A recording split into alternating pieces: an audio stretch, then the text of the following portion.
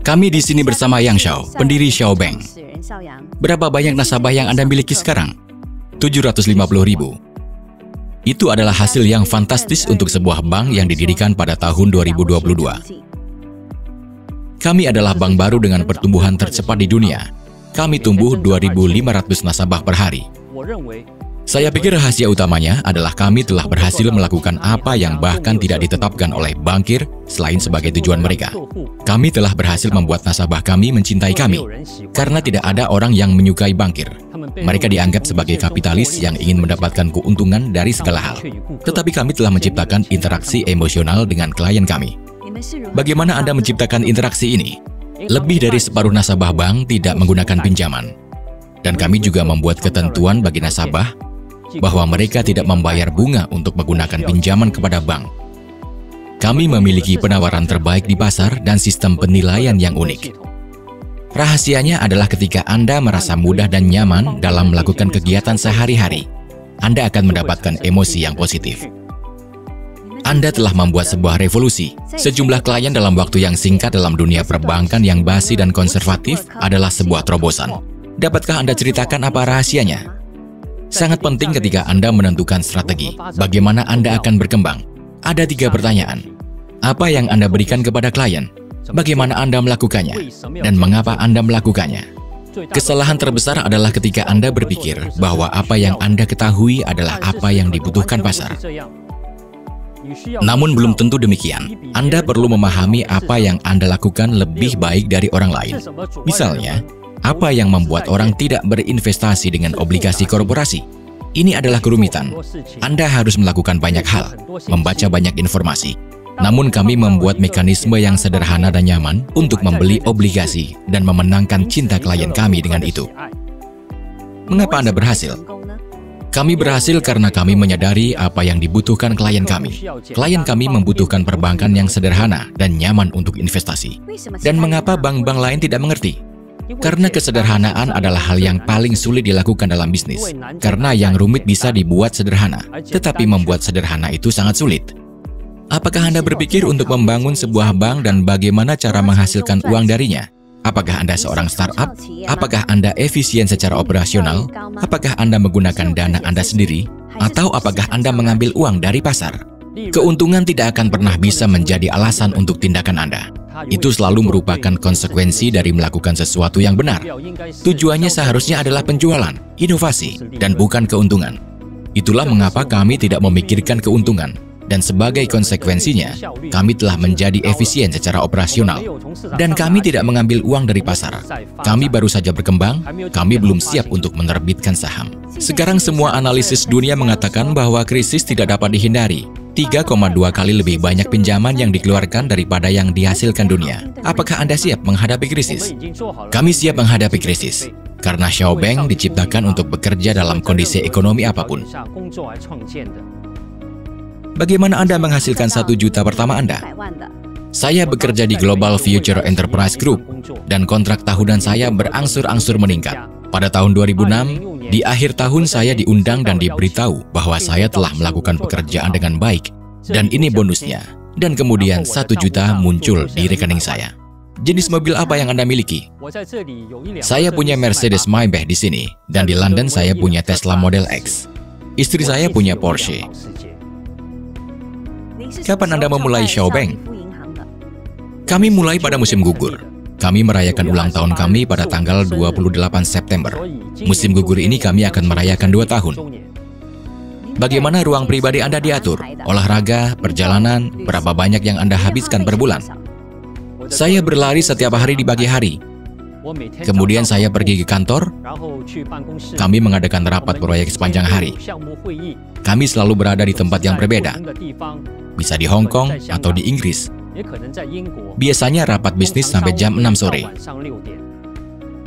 Bagaimana Anda mengatur pagi Anda? Apakah Anda membuat buku harian atau membuat catatan secara elektronik? Saya menyimpan kalender biasa di ponsel pintar saya. Saya memiliki asisten, Linda Lee. Dia menambahkan pertemuan ke kalender dan semua kolega mendapatkan undangan. Semua kolega memiliki kalender. Ini adalah alat yang sangat berguna bagi seorang pengusaha. Bepergian, tempat apa yang menginspirasi Anda? Kami sangat ingin terbang ke Eropa. Saya suka Swiss dan Italia.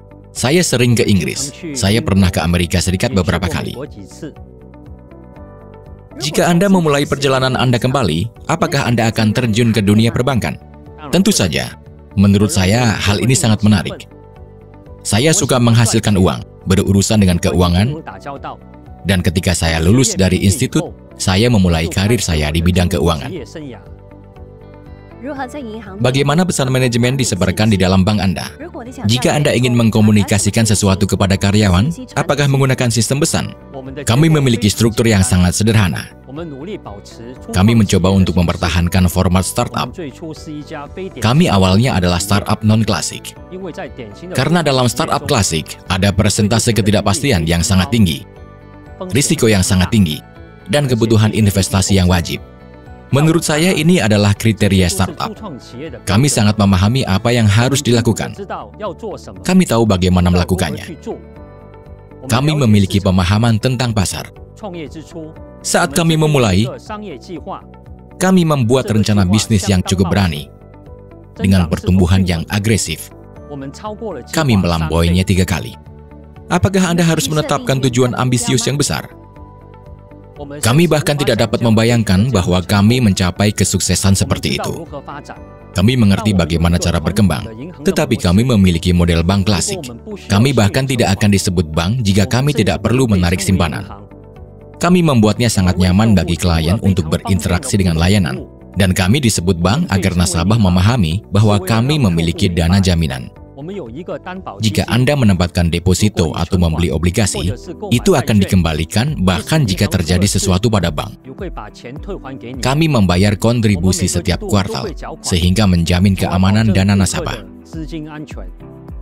Saran apa yang akan Anda berikan kepada anak berusia 20 tahun? Aturlah hari Anda dengan lebih baik dan perbanyaklah membaca. Buku apa yang mengubah hidup Anda? Buku Tough Management oleh Dan Kennedy telah banyak mengubah hidup saya. KeyCoin, token P2P, untuk apa produk ini diciptakan? KeyCoin adalah perpanjangan dari ide kami untuk sepenuhnya independen dari faktor eksternal. Seperti yang saya katakan sebelumnya, kami siap menghadapi krisis apapun. Dan token kami sendiri yang terkait dengan aset ekosistem adalah langkah lain menuju otonomi penuh. Apa maksud Anda terikat dengan aset? Apa maksudnya? Seperti yang kita ketahui, nilai sebagian besar mata uang kripto bersifat spekulatif, sedangkan nilai KeyCoin bergantung pada aset yang dikelola oleh mitra keuangan. Hal ini menjadikannya produk yang unik di pasar.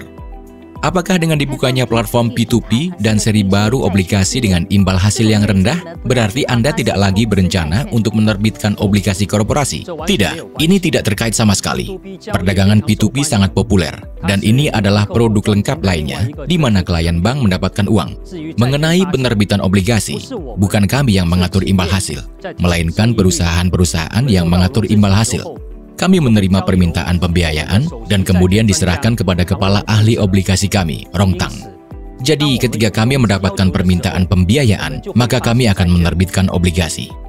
Bagaimana Anda melihat masa depan? 5-10 tahun dari sekarang? Kami memiliki statistik yang menunjukkan bahwa dalam 4-5 tahun, kami akan mencapai lebih dari 100 juta pelanggan. Dan ini baru permulaan. Kami akan melanjutkan pertumbuhan kami, karena saat ini kami hampir tidak memiliki pesaing. Kami menetapkan standar baru dalam dunia neobanking, dan saya yakin masa depan ada di tangan kami. Terima kasih atas perbincangannya. Rencana dan inovasi Anda sangat mengesankan. Kami berharap Xiaobank sukses dan berkembang lebih jauh. Terima kasih atas ketertarikan Anda pada kegiatan kami. Kami akan terus berupaya melakukan inovasi dan meningkatkan layanan bagi para nasabah.